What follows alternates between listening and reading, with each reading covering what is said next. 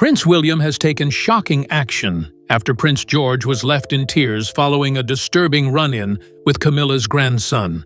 In a bold, unprecedented move, William stripped royal privileges linked to Camilla's family permanently. The future king just sent a message: no one bullies his son and gets away with it.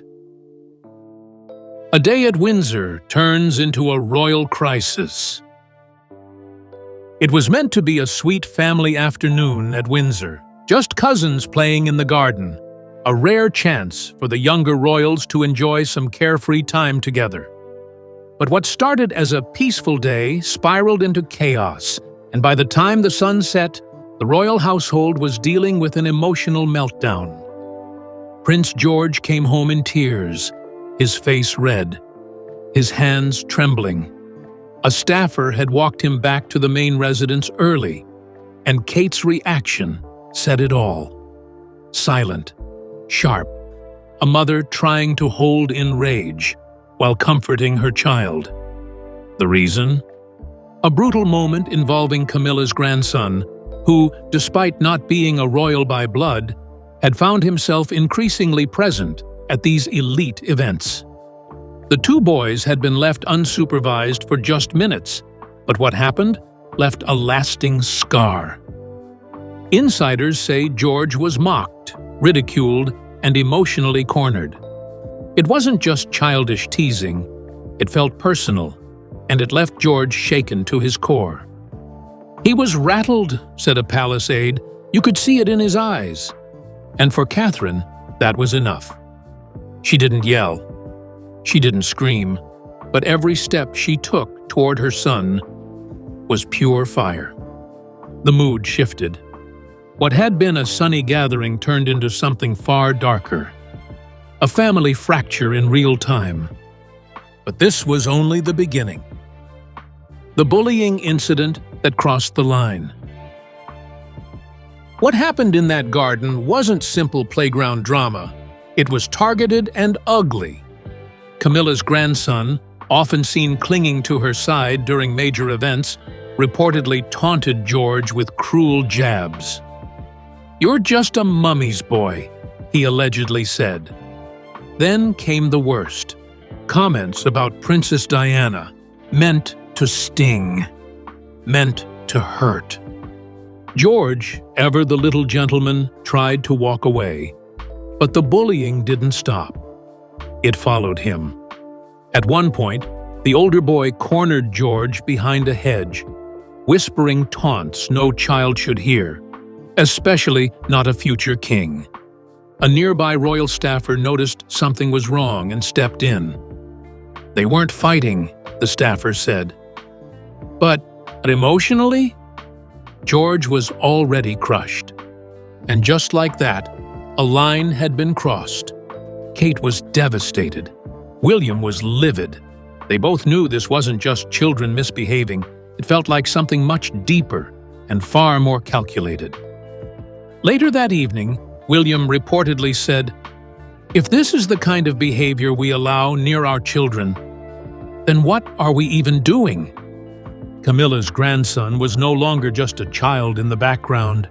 He had become a symbol of everything the younger royals wanted to protect their kids from: toxic whispers, privilege without responsibility, and the shadow of old palace politics. And now, William was about to make it clear. This would not be brushed under the royal rug.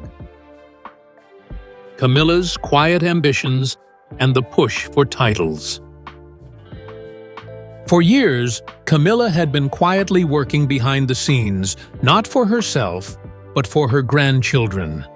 Though they have no royal blood and no official place in the line of succession, Camilla had managed to slide them closer and closer to the spotlight. Ceremonial invites, public appearances, strategic positioning during high-profile events. People inside the palace noticed it. Staff whispered about her pushing too hard. Courtiers called it ambitious, but others said it outright. She's trying to build her own branch of the monarchy. What made it worse?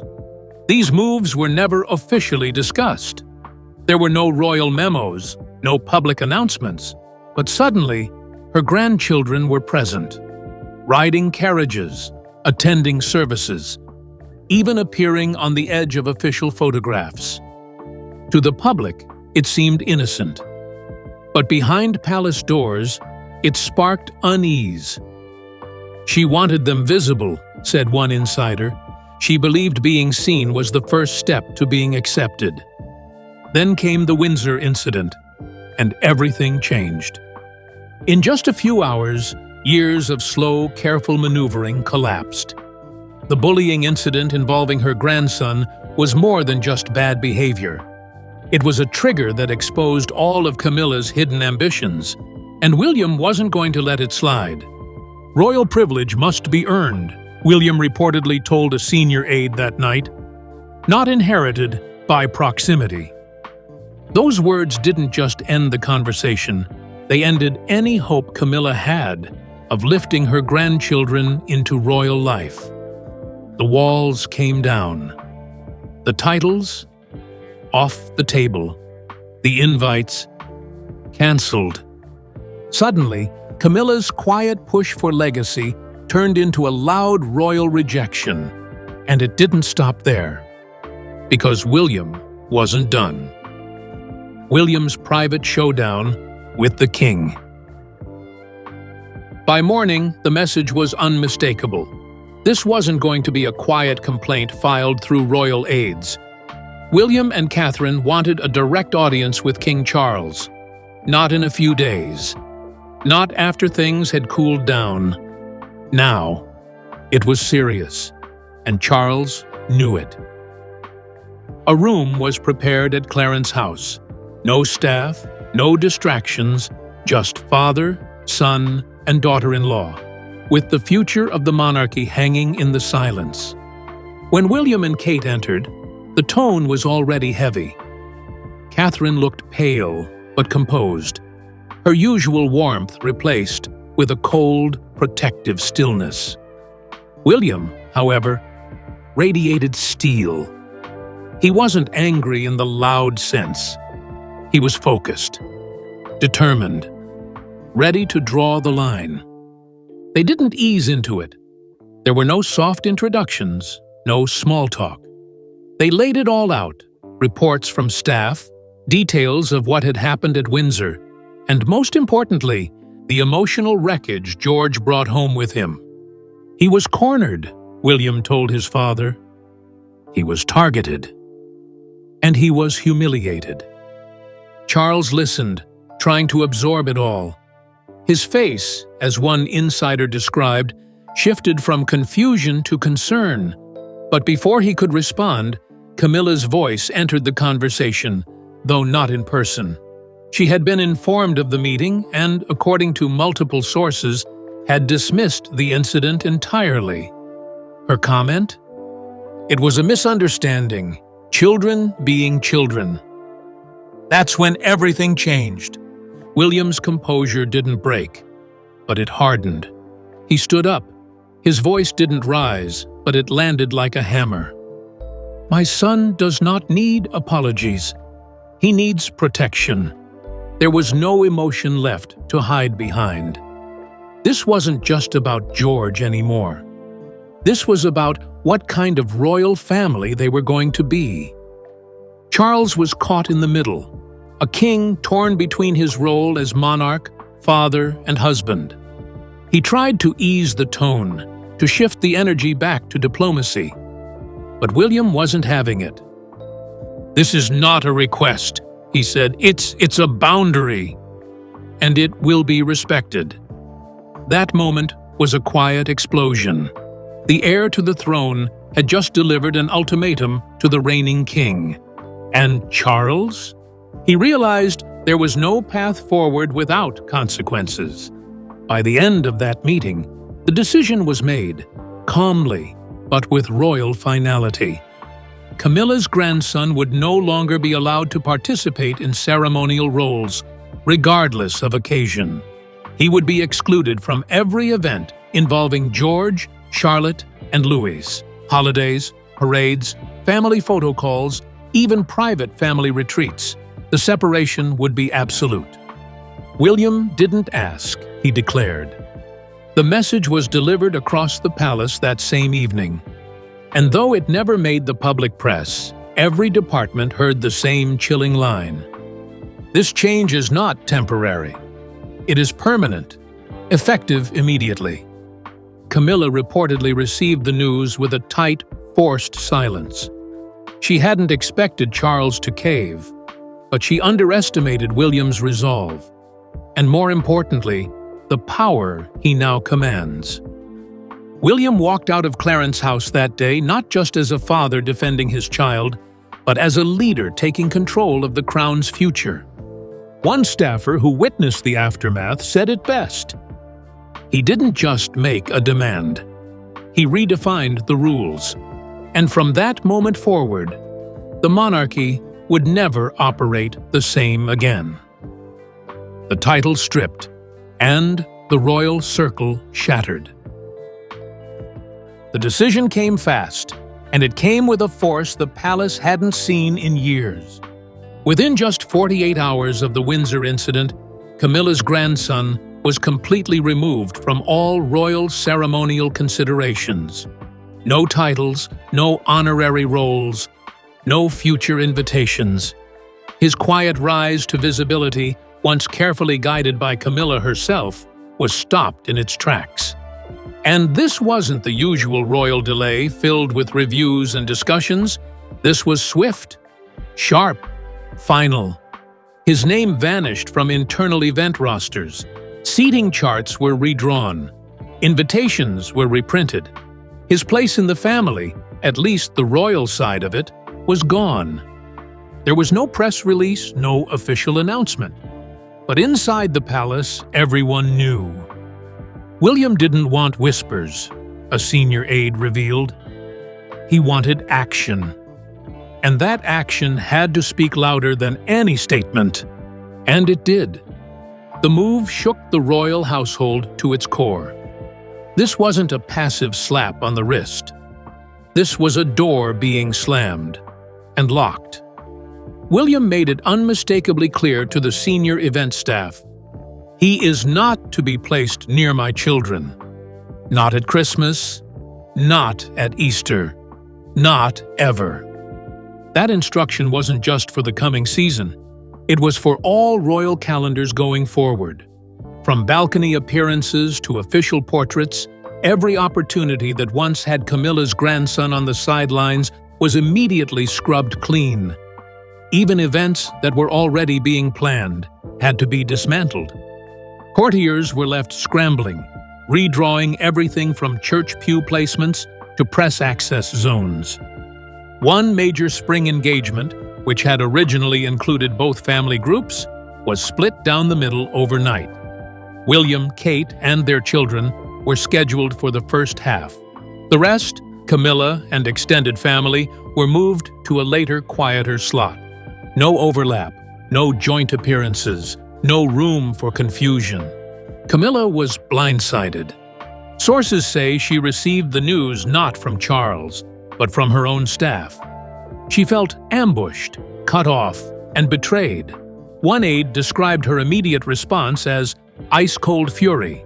Another insider admitted she never saw it coming.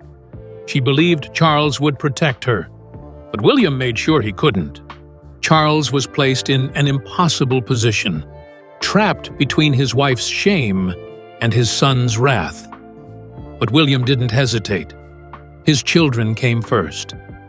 His message? Unmistakable. There is no space in the royal family for those who harm my child, even by bloodline extension. What once was a tight but tolerable royal circle became fractured overnight. Where there used to be coordination, now there were negotiations. Every public moment became a logistical headache. Who stands where? Who rides in which carriage? Who speaks first? Suddenly, every royal event required two plans, one for William's household and one for everyone else. And through it all, William didn't waver. This wasn't about drama, said one of his oldest friends. It was about protection. order, boundaries, and above all, respect for his children. Camilla's slow, subtle dream of blending her family into royal tradition was over. What remained was a new, unspoken law: William's family comes first, always, without question. And that boundary, it wasn't a temporary reaction. It was a new era, and it had just begun. George's pain reawakens William's deepest wound. When William saw his son's face crumple in tears, when he heard that shaky little voice trying to explain what had happened behind the hedges at Windsor, something inside him shattered, and something else snapped awake. It wasn't just pain, it was memory. Because William knows exactly what it feels like to be mocked for something you didn't choose, to be humiliated not for your actions, but for your bloodline. He knows what it's like to cry in silence, to be told to stay strong when the world is laughing at your family. He was just 14 when the press plastered topless photos of his mother, Princess Diana, across every newsstand in Europe. He'd walked into school the next day and heard the whispers. He saw the smirks. He felt the shame, not for something he did, but for being her son. He held that pain. He carried it quietly. Years later, it happened again. This time, with Kate. Paparazzi tracked them to a private villa. Long lenses stole intimate moments, and the photos were splashed across covers without hesitation. A woman he loved, the mother of his future children, violated, just like his mother had been. But William wasn't 14 anymore. He fought back, he sued, he won, but even then, the emotional wound stayed open. Now, it's George. A little boy with gentle eyes and a nervous smile. A child who still believes the world is mostly kind. A child who doesn't understand why another boy, someone he was told was family, would corner him, mock him, and use his lineage against him. This wasn't harmless teasing. It was calculated, personal, cruel, and for William, that was the breaking point. He looked just like I did, William reportedly said to a close aide that night. Red face, holding it in, trying to be brave. I know that look. I wore it for years, but this time there would be no silence. This is where it stops, William declared. I will not let my son carry the same scars. No more brushing things under the rug for the sake of protocol. No more letting children absorb trauma while adults pretended everything was fine. No more bowing to outdated tradition that protects titles over truth. This was now about legacy, not of the crown, but of healing. That night, William went to George's room. He sat on the edge of the bed and pulled him close. And with the same tenderness Diana once showed him, he whispered, "No one gets to make you feel small. Not here. Not ever." In that moment, William wasn't just a father. He became something more. A shield. A guardian. A man determined to end the cycle that broke his own childhood. The prince who once cried behind palace walls was now the father rewriting the rules, out loud, in public, and without apology. Catherine's hands-on parenting stands in contrast. While the palace scrambled to manage the fallout, Catherine made only one decision. She was staying by George's side. That morning, she canceled 2 public appearances. No long statements, no excuses, just a quiet shift in schedule and a mother's unwavering presence. She took George out for a walk. No photographers, no press, just space for him to breathe. That's how she's always done it. Unlike generations of royal mothers before her, Catherine has never relied on a full-time team of nannies. She's often the one doing school runs, packing lunches, even attending school meetings in person. She insists on a home with emotional safety, not just luxury. Behind palace walls, she's created a rule: no shouting, no shaming, no cold discipline. Their home runs on calm, structure, and trust. And when that balance is broken, like it was that day at Windsor, Catherine goes into full protection mode. "She's the kind of mother who will move mountains if one of her children is hurting," said a family friend. "She doesn't need headlines to prove it." While Camilla reportedly continued hosting a private dinner at Windsor that same evening, Catherine withdrew completely. Not in weakness, but in quiet defiance. She didn't want George to see her angry. She wanted him to see her present. And that difference was everything. Even inside royal circles, the contrast between the two women was impossible to ignore. Camilla, poised and polished, kept up appearances, brushing off the incident as children being children. But Catherine? She saw the pain in her son's eyes and stopped the world for him. And that pause, that deliberate choice to protect over perform, sent a message stronger than any press release. "My child's peace matters more than royal optics." From the public, support came flooding in. Social media lit up with praise for her. Mothers saw her, women related to her. She wasn't playing a role, she was just being a mother first, a royal second. And that contrast? It didn't go unnoticed inside Buckingham Palace either. Camilla's reputation begins to unravel. Again.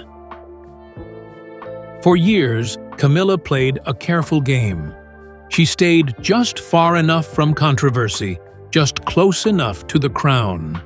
She never expected to be adored, but she worked tirelessly to be accepted. And for a time, it seemed to be working. She rose from being the other woman in one of the most painful royal scandals to becoming Queen Consort, a title once thought impossible. She weathered the storm of early disapproval.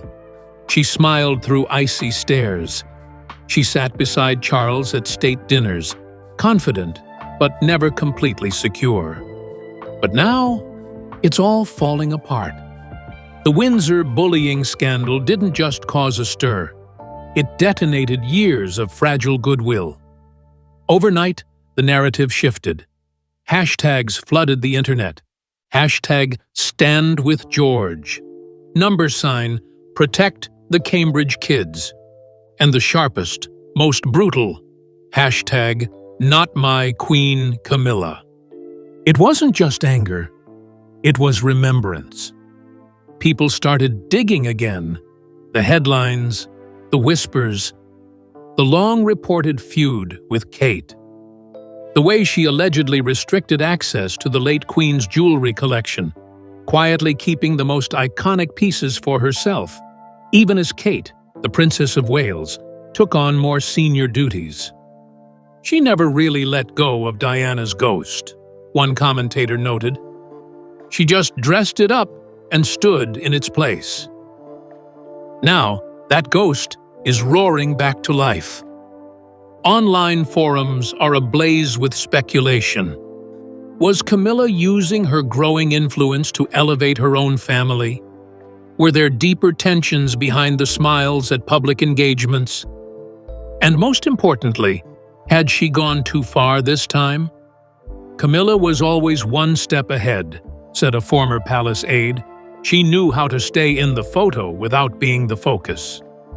But now that spotlight is turning, and she's not prepared. Privately, Camilla was furious. Sources close to her say she felt ambushed, betrayed, and outmaneuvered. One aide quoted her as saying, "They're rewriting the story and making me the villain again." But the truth was more brutal. The public was simply remembering the story they never forgave. Even inside the palace, the atmosphere was shifting. Longtime loyalists began keeping their distance. Public appearances were scaled back.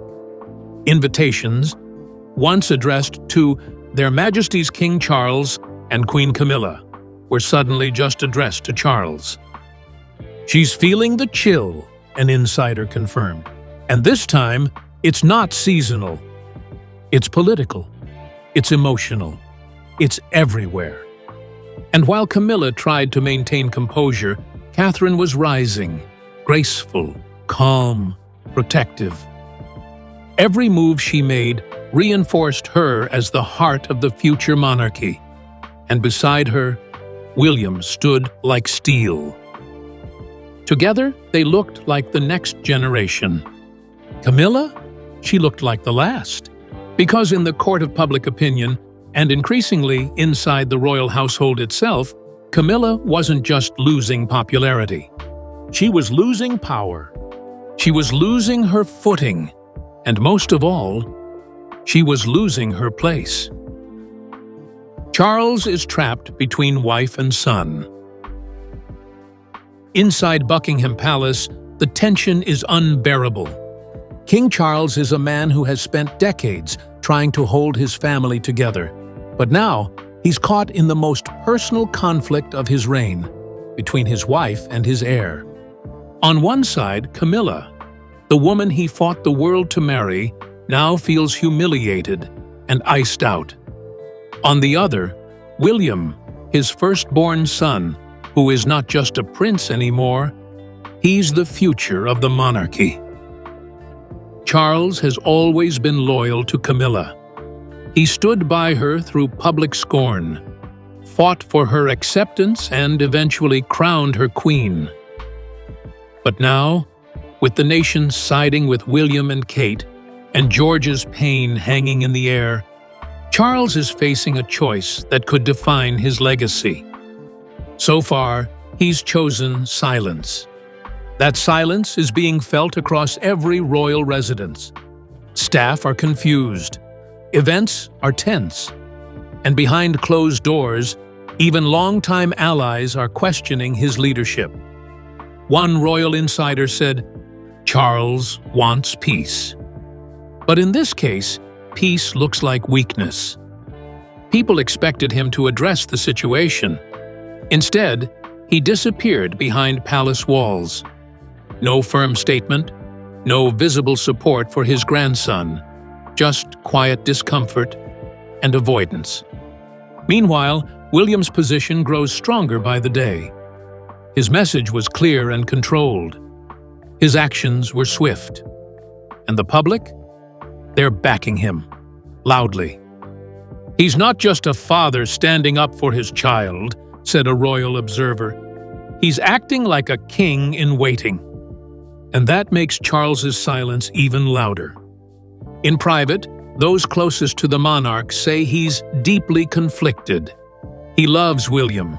He adores his grandchildren. But Camilla is his wife, his constant. He's never turned his back on her, not once. But now, that loyalty is threatening to tear his family in two.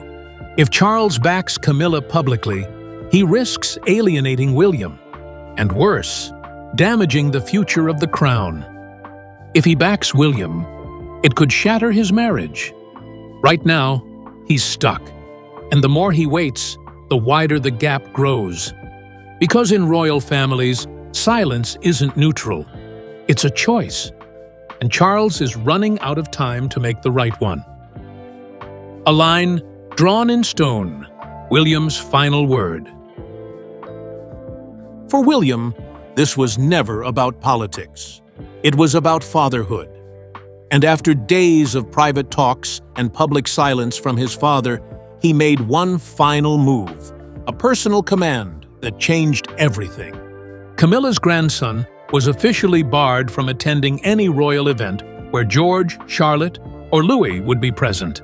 Not next Christmas, not at Trooping the Color, not at state visits. Nowhere.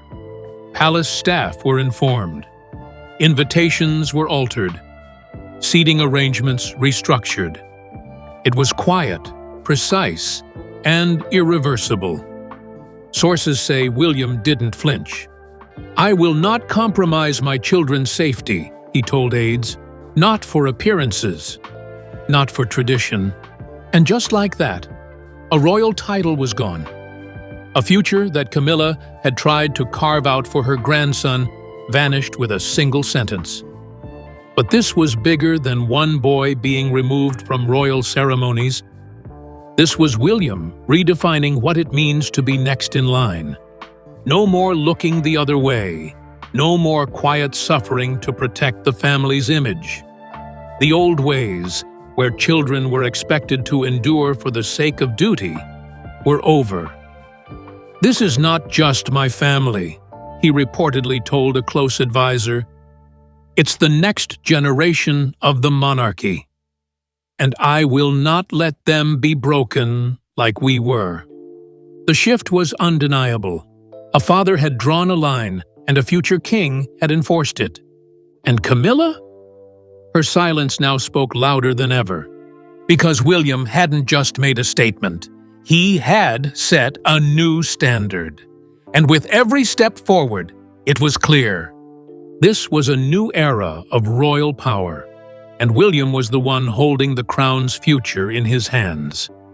"Don't bully my son, Camilla." That was the last word. And it changed everything. With one firm decision, Prince William protected his son and shook the royal system. Camilla's quiet ambitions just hit a wall. No titles, no appearances, no second chances. The line is drawn, and William made it clear. His children come first. The crown may be shared, but the boundaries are his.